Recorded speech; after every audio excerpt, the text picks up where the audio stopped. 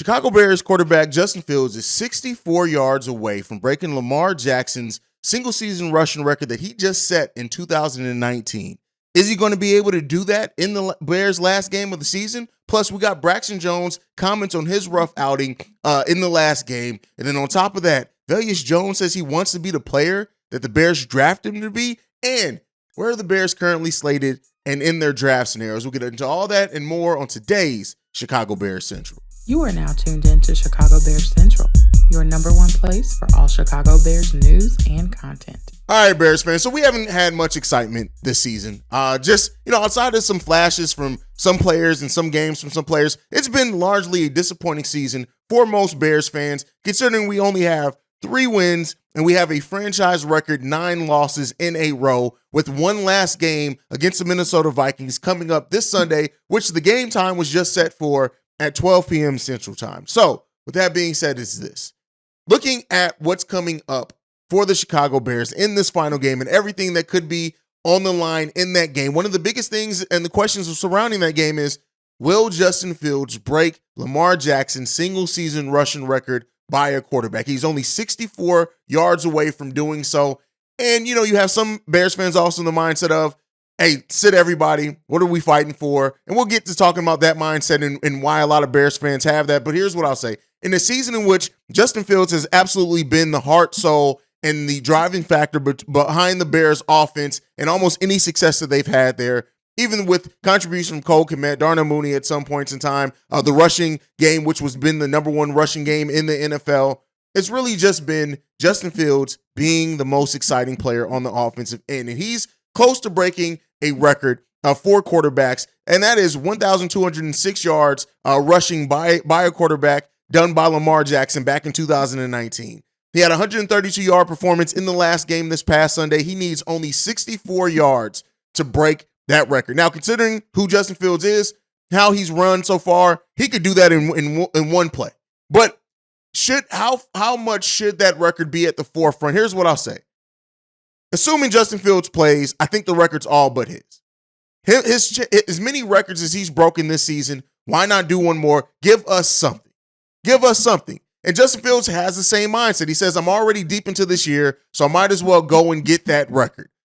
That's what it boils down to. He's going to get the record, and it's going to give us at least one last positive note to end the season on as we prepare for free agency and the NFL draft. Let me know what you guys think down below. Do you think Justin Fields is going to break this record? Do you think he should be fighting hard to break the record? Or do you think if it shapes up to be a little bit too difficult, should the Bears just go ahead and sit him, not risk any injury, things like that?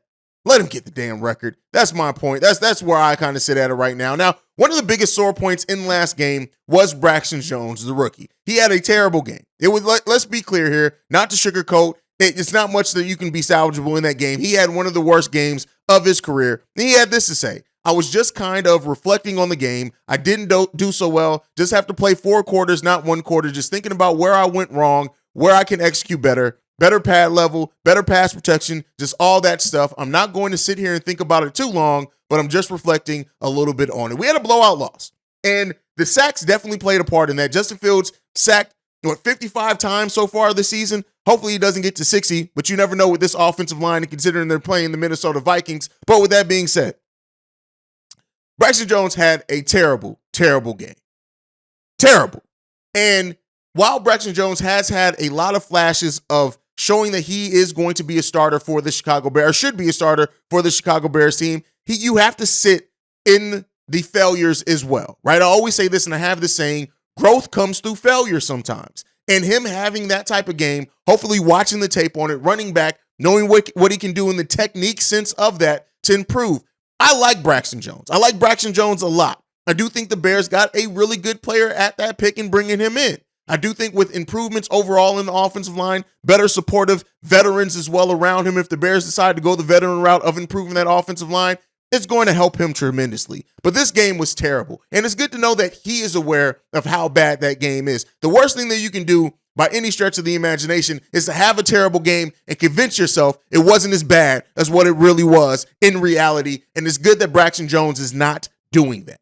Now, hopefully this coaching staff is supporting him, as I said, with watching tape, going through things that he can do much better, working on technique things. I think we got a heck of a player in Braxton Jones. I like Braxton Jones. I know not all Bulls fans are sold on him. And going into this offseason, I do think the Bears have to look at upgrading every single position that they can and that they don't have a surefire starter in. I do think Braxton Jones is still going to wind up being a starter when all that's said and done. But if they do improve the offensive line to a degree to where Braxton Jones is not, I really just don't see the world in which that happens. But anything is possible, especially when you have a leading $120 million in cap space coming up in this free agency and some decent draft picks with some decent offensive linemen also available in the draft. We'll see what the Bears do. That's one of the biggest things that's, cause for excitement and concern is what Ryan Poles is or isn't going to do in this upcoming draft. But we'll see.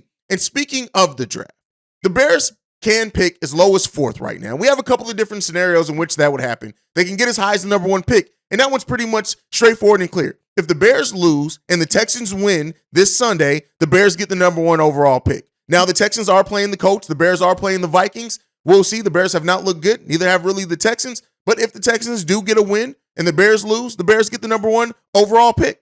The Bears get the number 2 pick. Another straightforward thing. If the Bears lose and the Texans lose, the Bears have the number 2 overall pick. Pretty straightforward there. Now, things get interesting when you look at the permutations that could get the Bears outside of that top 2. Now, the Bears could get the number 3 pick. If they win against the Vikings, the Texans lose against the Colts, and the Broncos would have to win versus the Chargers, and the Cardinals would either have to lose at the 49ers or the Broncos lose at the Chargers and the Cardinals win. Again, pretty convoluted thing there. I don't think that scenario is too likely, but it's Sunday. It's football. Anything can happen any given Sunday, so we do have to pay some respect to that. Could be one of the outcomes. Now, the Bears could drop as low as number 4 if the Bears win, the Texans lose, and the Broncos win, and Cardinals win. So if those 2 things happen, the Bears can drop down as low as pick number 4. Now, some could say that even with that, what does that change for the Chicago Bears? I do think if the Bears get the number 1 overall pick, they are going to trade down with one of the teams, and I don't think they're going to drop too low. I still think Jalen Carter or Will Anderson needs to be a pick that the Chicago Bears make, so they need to make sure that they still pick within the range to get one of those players. Now, you do have quarterbacks in this draft that teams are going to want to build their franchise around. So if the Bears do get the number 1 overall pick, the possibilities are really endless on what they could do. I just hope that they still walk away with one of those generational talents on that defensive front line that we sorely need. Now, if the Bears do pick number 2 overall, I've been on the mindset you hold on to that number 2 pick. And I'm kind of in the same mindset if it's the 3rd or 4th pick. I think the Bears just sit there. Unless for some reason Will Anderson and Jalen Carter are both off the board by the time the Bears pick, if they do drop to number 4, which isn't a likely scenario, but if that scenario were to come to pass and both those guys are off, then the Bears may look to trade the number 4 overall pick, move down some, get a couple of more draft picks. They may, but again, because if Will Anderson and Jalen Carter are both picked with the number 2 and number 3 picks before the Bears pick at number 4, that means there's still going to be 1 and 2 of those quarterbacks on the board that teams win, which still leaves a lot of possibilities for the Bears to trade down with. Now, as we prepare, and I've told you guys, we're going to be upping our offseason, our free agent acquisition. All those conversations are going to be upped on the Daily Show.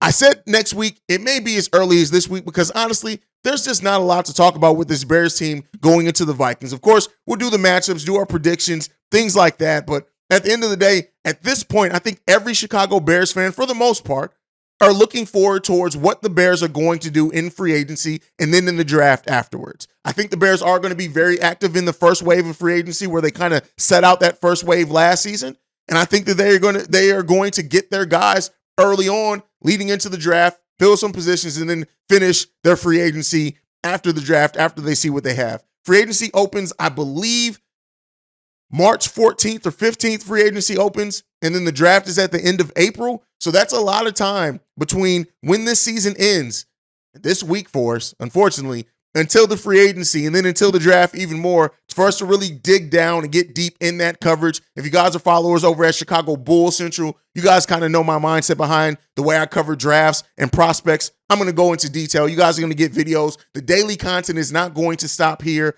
at Chicago Bears Central, but those are kind of the scenarios as the Bears look to where they're going to draft in the upcoming draft. Now, one of the things that I do want to talk about before we go is Haize Jones. And so with Haize Jones, he's been I think everybody has understood how disappointing his season is. And I don't mean by understand to say we're throwing him any bell. No, I mean to understand that we all collectively know Velius has been a big, fat zero for the Bears for the most part this season. Had a big game receiving-wise a couple of games ago, has had some really big returns, but not really made the impact that we wanted or thought. And I don't even think the front office thought when they drafted him with a third-round pick. Now, he had this to say.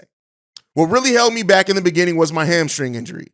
It was carrying on into the season and stuff. I feel like that was what held me back. Do I know the playbook better now? For sure I do. But I feel like it was more of my hamstring that held me back more than anything. Now, as much as we talk about Ryan Poles and how he did get some good talent in this draft, Braxton Jones presents a unique set of disappointing circumstances for Bears fans because, A, a lot of Bears fans wanted the Bears to go wide receiver with their first two picks that they end up getting Jaquan Brisker and Kyler Gordon at. They do shape up and seem to be players that are going to be on this team and big parts of our secondary for years and years to come. Don't get me wrong there. But a lot of Bears fans hoped and thought that the Bears were going to go wide receiver because that was a glaring need for the Chicago Bears, as most fans thought Ryan Poles' first goal was going to be to get Justin Fields weapons. Now, Pickens ended up shaping out to be a hell of a player. He could have been a Chicago Bear, but woulda, coulda, shoulda.